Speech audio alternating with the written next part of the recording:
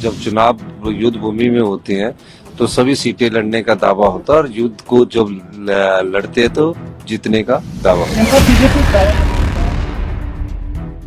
अब बीजेपी वाले तो ये तो आप उनके जो भविष्य वक्ता है उनसे चर्चा कीजिए, हम तो अपना कर्म कर रहे हैं और कर्म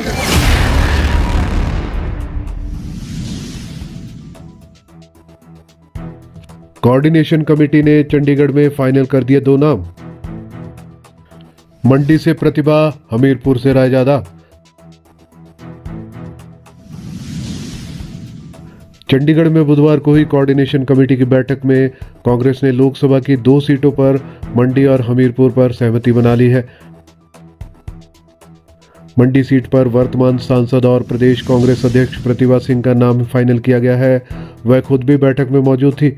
उनकी ओर से रखे गए संदेहों को भी बैठक में चर्चा में लिया गया है। हमीरपुर सीट पर ऊना से पूर्व विधायक सतपाल रायजादा का नाम भी तय हो गया है। हालांकि टिकट पर अंतिम फैसला सेंट्रल इलेक्शन कमेटी दिल्ली में करेगी। इस बैठक में कांगड़ा और शिमला सीटों को लेकर चर्चा फाइनल नहीं हो पाई। इन दोनों सीटों का फैसला भी दिल्ली में ही होगा। कांगड़ा सीट पर कांग्रेस ने आशा कुमारी और संजय चौहान, जबकि शिमला सीट पर विनोद सुल्तानपुरी, अमित नंदा और दयाल प्यारी का नाम पैनल में रखा है।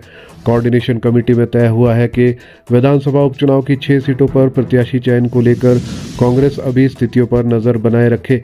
इन सीटों पर टिकट उस व्यक्ति को दिया जाए जिसमें जीतने की क्षमता हो, चाहे किसी अन्य दल से आने वाला ही प्रत्याशी क्यों ना हो।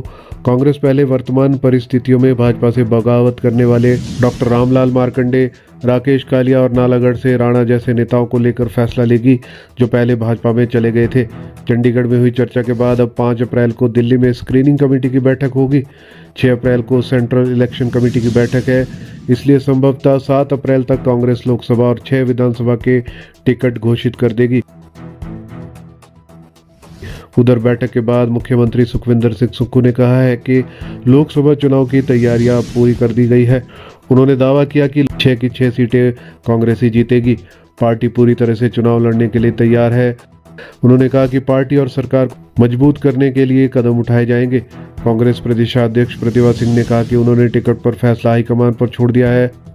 हिमाचल में सरकार और संगठन एकजुटता के साथ काम करेगा। लोकसभा समेत सभी विधानसभा की सीटों पर भी जीत दर्ज होगी।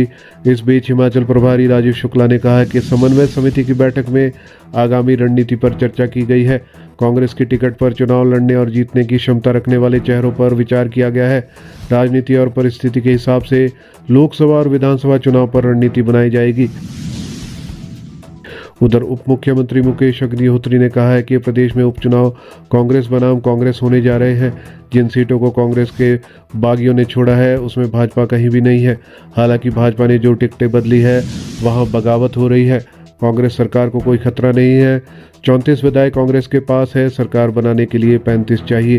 भाजपा के पास 25 सीटें हैं और उन्हें 10 सीटें चाहिए। ऐसे में कोई मुकाबला ही नहीं है।